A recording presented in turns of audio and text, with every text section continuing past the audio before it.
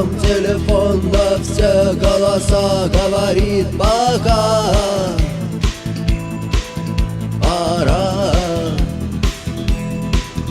И пальто на гвозде, шарф в рукаве и перчатки в карманах шепчут: подожди до утра, до утра. Но странный стук зовет дорогу. Может, сердце, может, стук в дверь. И когда я обернусь на пороге, я скажу одно лишь слово: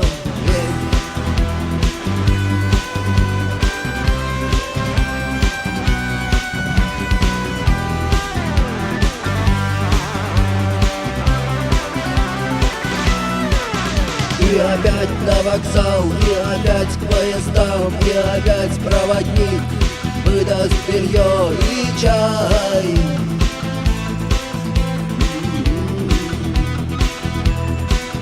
И опять не усну, и опять сквозь грохот колес мне послышится слово: